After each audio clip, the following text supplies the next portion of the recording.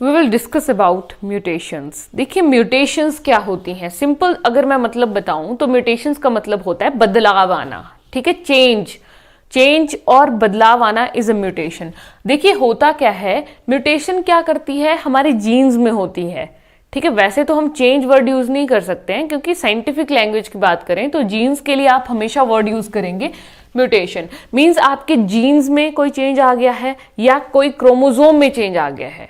ठीक है, या तो क्रोमोसोम में या तो जीन्स में. ठीक है, कहने का मतलब है क्रोमोसोम में ही जीन्स है ना. ठीक है, तो हो सकता है कि कोई जीन ही डिफेक्टेड हो गया है. ठीक है, या फिर क्रोमोसोम ही पूरा का पूरा डिफेक्टेड हो गया है, इट में बी, तो उसको हम म्यूटेशन कहते हैं. ठीक है, it is a sudden change in one और मोर जीन्स. एक या उससे ज्यादा जीन्स में अचानक से.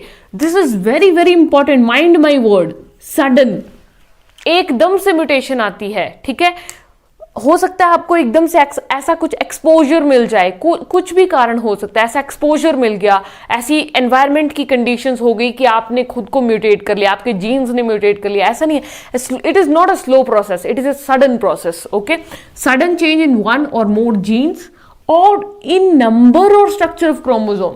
या तो क्रोमोसोम के स्ट्रक्चर में कुछ फर्क आ गया, ठीक है, या तो उसका नंबर जो है वो डिक्रीज हो गया. ठीक है ना, स्ट्रक्चर मींस क्रोमोसोम में क्या होता है, वी ऑल नो. जैसे अगर ये क्रोमोसोम है, सपोज कीजिए ये सेंट्रोमेयर है, ये क्रोमेटिड है, हो सकता है ये क्रोमेटिड जो है बिल्कुल शॉर्ट हो जाए, ये क्रोमेटिड जो है वो डिसअपियर ही हो जाए. सो इस तरह से चेंज आ सकता है. ठीक है, जैसे इसका एग्जाम्पल है, होता क्या है, बहुत important example, sickle cell anaemia and radiation. ठीक है, रेडियो एक्टिव रेडिएशंस का जो एक्सपोजर होता है, आपने सुना ही होगा कि जो रेडियो एक्टिव रेडिएशंस होती हैं वो बॉडी के लिए हार्मफुल होती हैं. This is very common perception. Okay, radio active radiations की अगर बात करें, बहुत ही कॉमन एग्जांपल, वर्ल्ड वॉर 2 जब हुआ था 1945 में, तो हिरोशिमा ने, जब हिरोशिमा पर अटैक हुआ था ना जापान में, बॉम्ब अटैक, न्यूक्लियर बॉम्ब गिरा दिया गया था, तो बहुत ही ज्यादा नुकसान हुआ था. It was very very sad situation. तो उस टाइम पे क्या हुआ था कि जो वहां के प्लांट्स और एनिमल्स है उनका जेनेटिक मटेरियल ही चेंज हो गया था. और वो चेंजेस उस टाइम से लेके 1945 से लेके आज तक वो चेंजेस परसिस्ट करती हैं.